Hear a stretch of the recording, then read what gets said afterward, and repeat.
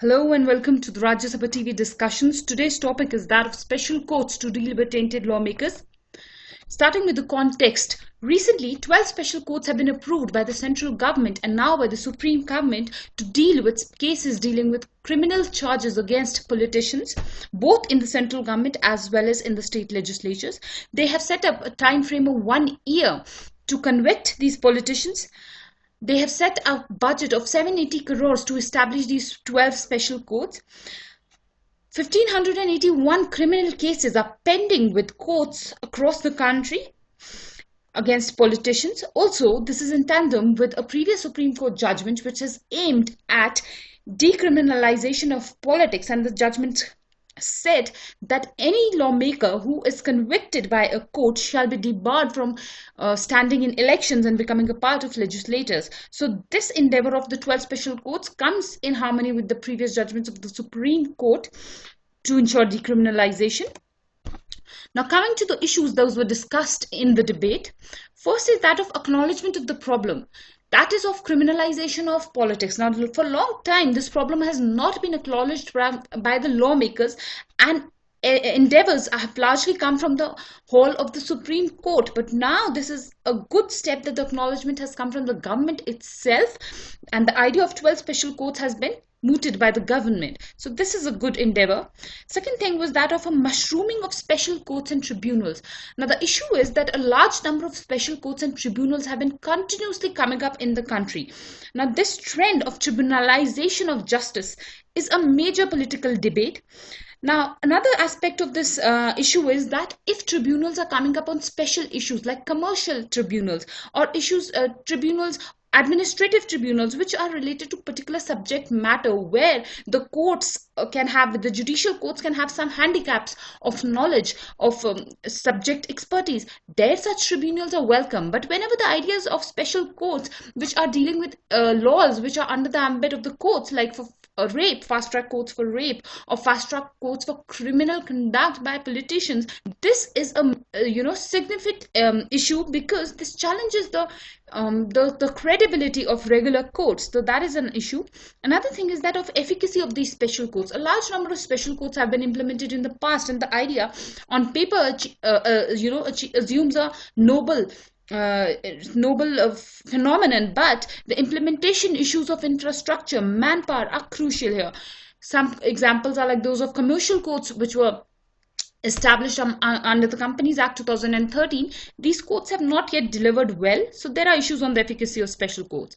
Another issue is that, as I previously also mentioned, that there is a waning credibility of regular courts. Also, there's a setting up of these special courts leads to a chain reaction, that for any issue, people start demanding that special courts should be set up, and so the public confidence in regular route of justice is eroded. So this is a major issue that needs to be addressed. In the discussion, because of waning credibility of regular courts, there has been a large section of the debate that was focused on judicial reforms. Some good ideas have been given, so let's discuss those. First and foremost, there is slow justice, as there are 4 crore pending cases, and 2 crore of these pending cases are with the Supreme Court itself. So there is a problem of slow justice in this country. This is well acknowledged, and this should be a major part that needs to be addressed under judicial reforms. Also, there is a shortage of judges. Recently, we all know that the central government had proposed an idea of setting up a central service on the parameters of the IAS and IPS for judiciary. So such kind of ideas can be implemented. Another thing is that of salaries and emoluments of judges. Now, the salaries and emoluments of judges in India compared to their counterparts in other countries is abysmal, and this needs to be improved to encourage a large number of lawyers to take up the role of judges. So that is another thing. There are a large number of vacancies. Also, the issue here is that of appointment of judges, which was delayed for so long. So that is there.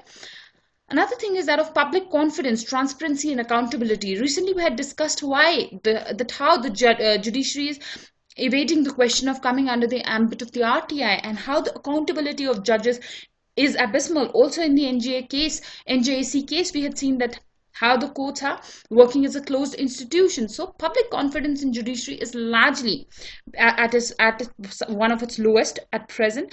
Also, there is a poor mechanism for arbitration and mediation, which is the strength of judiciary in global in the global or international fora. So arbitration and mediation podiums need to be strengthened in India. Another thing is that of ensuring balance between prompt justice and merit-based justice. Now, the idea of special courts does assume attractive and does assume noble, but there is an issue that sometimes the desire to ensure prompt justice compromises the merit of the case, and in a rush there can be a tendency to rush through these cases where merit of the case may become a victim. So that needs to be done away with. Now, another last point is very, very important, is that other reforms like police reforms and technology driven investigation are major, and these need to be focused upon. Simply setting up special courts as a quick fix measure will not solve the issue, because until and unless technology driven investigation is there, no court can come to a quick judgment. Only when a proper investigation for any case has happened, all judicial proceedings will be quick. So the linkages of judicial proceedings are with those of police reforms and technology in police. So that is one thing that is important. Now, coming to the opinions that were given in the discussion, three basic opinions can be extracted. The first one is that definitely this is a welcome step, but implementation is the key. Like I mentioned before, efficacy of special courts is a dubious one. So implementation will be the key. Judicial reforms is another thing.